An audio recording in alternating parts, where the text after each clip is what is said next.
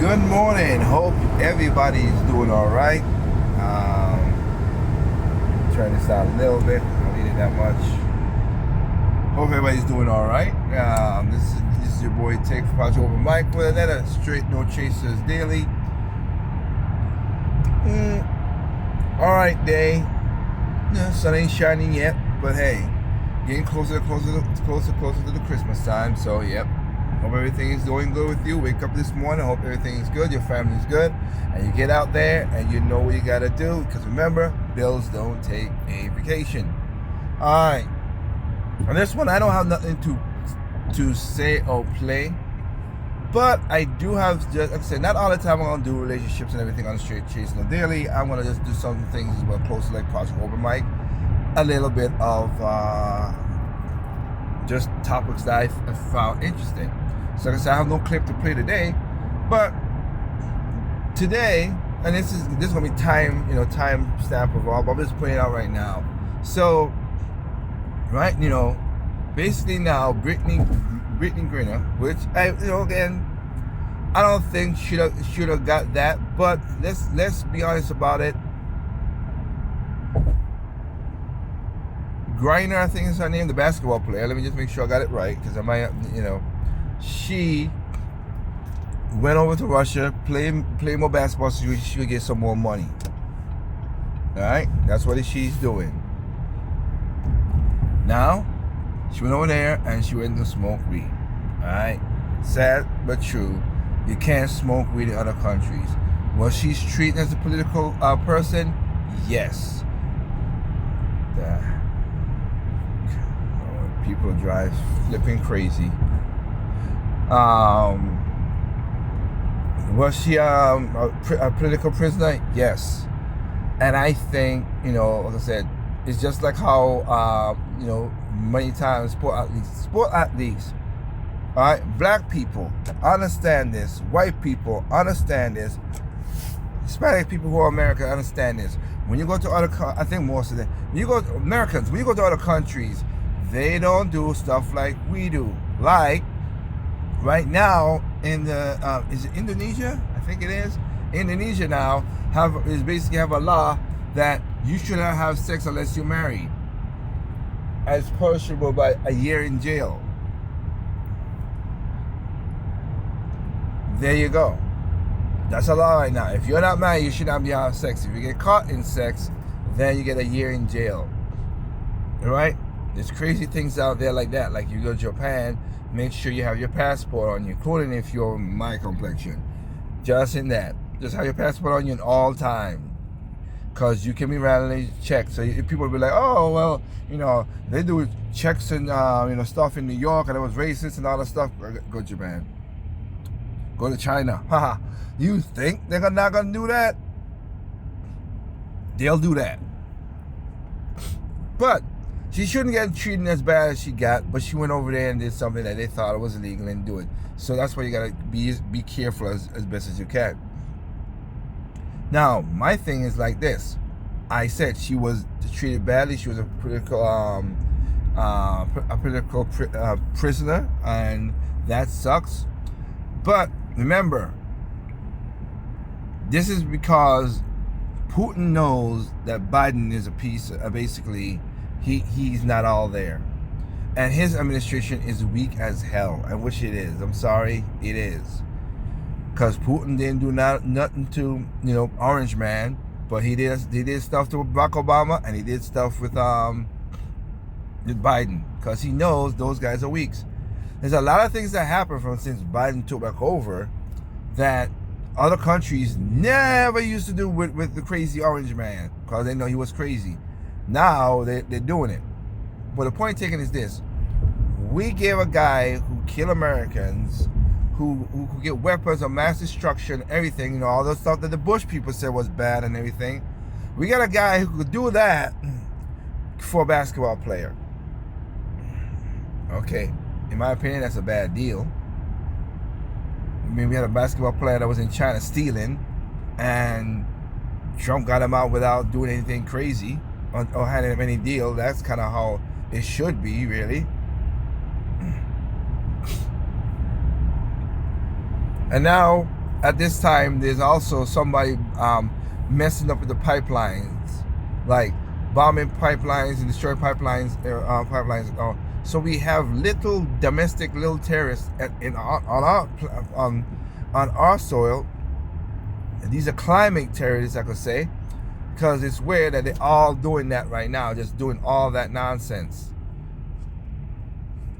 So they don't care. They want to get their point to do, oh, let's get electric cars. Let's do this. Let's do that. I'm like, again, at the beginning, I used to be for electric cars. I really was. But now,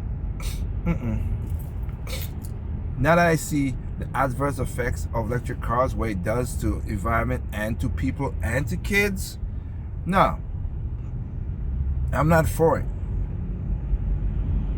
I'm not for it. If y'all want to use your money to buy it, go ahead. And then the reason I'm saying that too, that's one of the reasons, and two, also the practicality of it now. We still don't have enough stations for electric cars to charge everything up. And two, when the weather gets very bad, super hot or super cold, these batteries, just like any other batteries, no matter what composition you have, they get weaker and it malfunctions. I'm looking to stick with my gas powered car for a little bit longer than I wanted because of that. Again, I wanted to be on that, but I can't. And so these guys are pushing up all this, destroying this and doing that, and you're seeing gas prices. It came down a little bit. Now it's going right back up. Every time it looked like gas is coming down, something happens and it goes back up. And of course, it would be helpful if we had, digging for oil on our own land, like we were doing before, so we can have gas and it wouldn't flux that much. But that's not how it is. We're not digging oil for oil. I never understand sorry. And I never understand the environmentalists with that thinking. We won't dig for oil, okay, we'll mess up our land, but we could dig for oil in other countries and mess up their land. Just like we do with the batteries. Like all the electric batteries and stuff in vehicles. If you go to Argentina, you go to is it Ghana? I forget what it was. African country that has a lot of the cobalts. And you see all those things, like it's toxic as hell. They have also Indonesia. They've literally helped erode the land and stuff in Indonesia. So I don't get why we should go through this. This is no better than that.